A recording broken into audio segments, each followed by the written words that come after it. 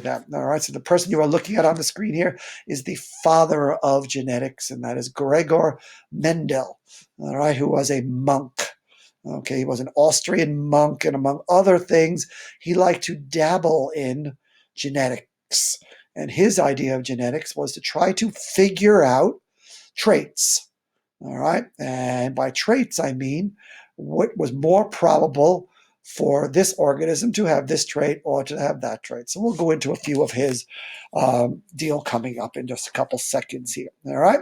So up front in the Cornell is going to be about 4 or 5 pages of definitions, and I'm going to show you some of those at this point. Actually, we'll take the view down. I don't know, the view down to 75. Now I won't do that. All right. So let's go right into the key vocabulary here. I'll do that. All right. So as you can see here, about 20 words, but these words and things are used throughout the chapter. Let's go over a few of these here. All right, you see on the first two are important. So remember, we just got out of talking about chromosomes in meiosis especially, and mitosis too. All right, genes are found within chromosomes. An allele is found within a gene.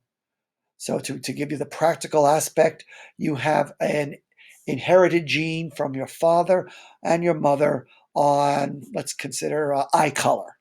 But the allele that you received from your father and your mother from eye color could be different. All right, so let's say you have brown eyes or you have blue eyes. But if you have brown eyes, maybe you have a blue eye gene, but you have brown eyes. That's because brown would be dominant. The allele that has the same effect on the phenotype. And the phenotype, which is on the next panel, that's what you see.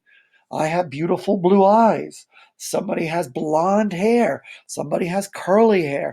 All right, so dominant, how it shows is a phenotype. So, but the type of allele it is dominant or recessive. Now, sometimes they say, is it a dominant gene or recessive gene? Don't get caught up in that, in the words. We're talking the allele. So a dominant gene is that which shows even if you have a recessive. All right. So you can have a dominant allele or recessive allele. You might have 2 recessive alleles or 2 dominant alleles on the specific gene, but you can have an allele for that trait on a gene, and you get the gene from the male and the female. So we just went over what phenotype was. Phenotype, ladies and gentlemen, is how it is expressed, the characteristics of the gene, thereby the allele. All right, and the genotype is what the genes look like. Now, nowadays, you get yourself a DNA test, you can get your genotype for every single trait that you have out there, including some of the things you might not want. All right, so homozygous or heterozygous. All right, if you have 2 of the same allele for that gene, you are a homozygous. Heterozygous, if you have a dominant or recessive, or 2 different, because as you'll find out, it's not always dominant or recessive. All right. Notice it says a locus, and a locus. A locus is the genetic word for location. Where do you find that on the homologous chromosome? All right, so the location of the eye color gene, if it was on chromosome number 1, right there, that's its locus. And then you go into generation. Now I'm going to skip the next 3 panels, but they're super important, but we'll cover them in context. So the next 2 panels you have here on the type of crosses that we're going to take a look at in our class. Complete dominance and test cross within this screencast. Codominance, multiple alleles, a sex-linked trait, and then a dihybrid cross. And we'll probably take a look at a pedigree analysis too. If not, maybe we'll leave that to another year. So all of these go into the Cornell. 1, 2, 3, 4, and 5, right up with each other. All right. So let's continue the learning, but we will come back to all of these in context. All right. Remember, picture of an allele. Here is a chromosome. There is the locus of this allele, which in this case is purple flowers. It's purple flowers or flower color. All right. So this pair of chromosomes, which is exactly the same, has an allele for purple flowers here and for white flowers here. So same location, gene for color of flower, but a different allele. And how do we express it? We express alleles, remember from 7th grade, I hope, through capital letters. So if you are a homozygous, Dominant, 2 capital letters. If you are homozygous recessive, 2 lowercase letters. If you are heterozygous, a capital letter and a lowercase letter. So today we want to take a look at, let's go back to that chart, at a monohybrid cross. Now, all of these, 1, 2, 3, 4, and 5, are monohybrid crosses, which means you're only talking about one trait. So if I was talking about one trait, eye color is a trait, hair color is a trait. There are tons of other traits on you that will. So again, it depends on which one we are speaking of. So here's what you have to be able to do. You have to be able to apply this overall idea and how to show it to, and then decide what the problem you are doing. Is it talking about complete dominance, or is it talking about a co-dominance? So that's where you have to be able to discern in the word problem what kind of trait it's speaking about. Sometimes it's given away to you. All right. So let's talk today about number 1 and number 2, complete dominance and a test cross, because this is the work of the man, the myth, the legend, Gregor Mendel.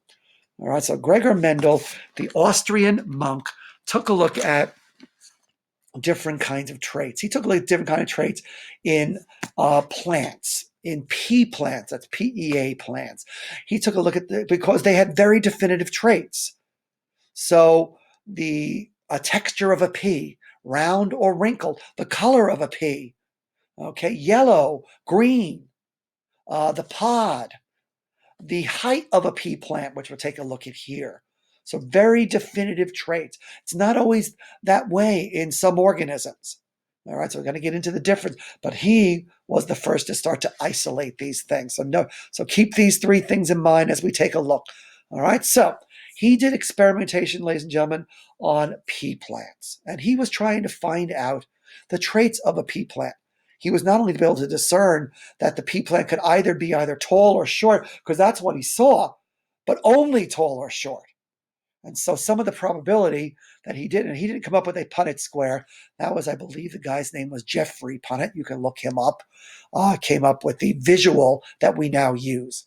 But let's go to take a look at the visuals here. All right. So we didn't actually do this exercise because we weren't in class, but notice how we, again, homozygous dominant, heterozygous, homozygous recessive. So when it says he crossed, that means in a plant he pollinated. Okay, the male sex cell is pollen. The female sex cell is, in fact, the egg. So the egg and the sperm in the other case there. All right, so what are we going to take a look at? We're going to take a look at a monohybrid cross. A monohybrid cross goes over Mendel's principle of dominance and principle of segregation. So basically, when a dominant allele is present, it will mask the recessive allele so it does not show. And that means you can't see it. All right, the principle or law of segregation. During meiosis, a pair of alleles separate and then are randomly placed in a gamete. This one doesn't follow each other. And now the law of independent assortment, which I wrote in the other day, dihybrid cross, that's a cross of 2 traits, kind of goes with the law of segregation, but this illustrates how traits don't follow each other. They can randomly show up in a gamete, in a sex cell. But we'll cover this when we get to this cross here, which will be the extension here in this chapter. All right, so let's take a look at the law of dominance. So I drew out a couple of crosses for you. All right, and I wanted to show you how I want you to show things, me, into the Cornell whenever you do a problem that says show all work. So whenever you get a problem that just says, what is the phenotype of, then just show the phenotype. Just do what the problem asks. But if it says show all work, here's all work. So here's a couple things that Mendel did. All right. So Mendel crossed tall pea plants with tall pea plants. And there are 2 crosses that in the end he figured. Let's take a look at them. Well, if you cross 2 homozygous dominant pea plants, the number of offspring probable is, well, going to be 100% tall and 100% homozygous dominant. Now, one thing to point out to you, this does not mean that a cross between this parent and this parent is going to give you 4 offspring. It just means that the gametes, right? Here's the gene up on top, the capital T, the capital T. That means when you separate the male sex cells, you have its genes separate into possible sperm cells and then possible egg cells, and only has that. So you look at the one on the left, on the right, excuse me, that was also separating too tall, but it was too tall heterozygote. And this is where he really worked because, yes, you had this to go with, but notice when you separate the genes here, you have a capital letter, which should always come first. Always come first. Bam, first, not the other way around. And notice how we always put the capital letter first, first. You separate them, they separate. So here's your process of meiosis, and here are the individual probable gametes. So what we're saying is, here, 75% of the offspring, roughly, from the mixture of two heterozygotes is going to be tall plants, 25% short.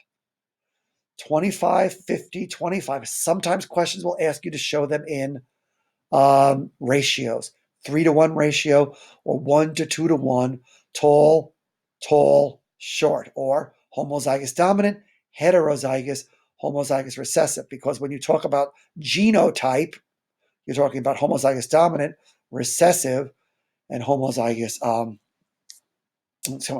recessive. All right.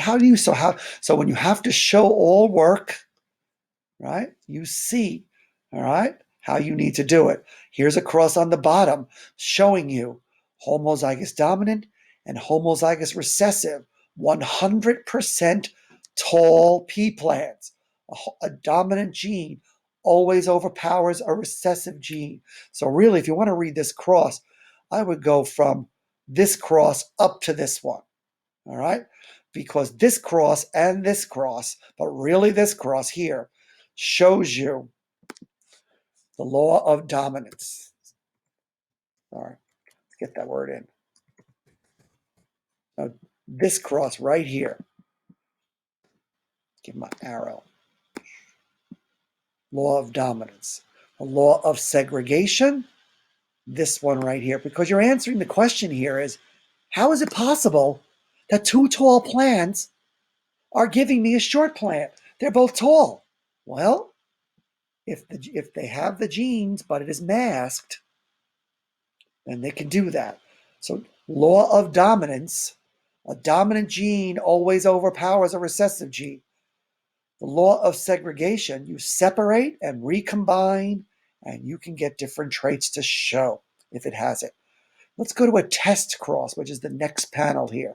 So here's what Mr. Mendel said to himself. He said, Self, back in the 1850s, I had all these tall plants, but how did I know whether this plant had a recessive gene in it or didn't have a recessive gene or what? So he said, well, I said in the end, let's just cross. And so with some crosses, he had so many more tall plants. And in others, he had short plants showing. So if you cross a known homozygous recessive, all right, so if you know that a short pea plant is homozygous recessive, so you can see this work came years after he figured out this work. So once he figured out that the short pea plant, homozygous recessive, or had its own set of genes, I know that only could have that. So I could figure out the genotype of the parent of this generation. So he was trying to figure out this genotype here by crossing as many tall plants and short plants he got. So he figured out that if you were homozygous dominant, you were going to be 100% heterozygous or all tall pea plants. So he crossed tall with a known homozygous recessive. And in his controlled experiments, he had almost 100% tall. Here was more of a 50-50 ratio, right? Tall, short, 50-50 ratio. All right, so this is what I want you to do. I want you to take this learning on how I want you to show it. If you have to show all work, I want you to take this back to the 2 YouTube videos, especially the one by my good friends, the Amoeba Sisters. They are wonderful. Watch that, look at this, And then the go formative packet you're going to do based on this. But I think you know this already. We're just trying to put some principles to it.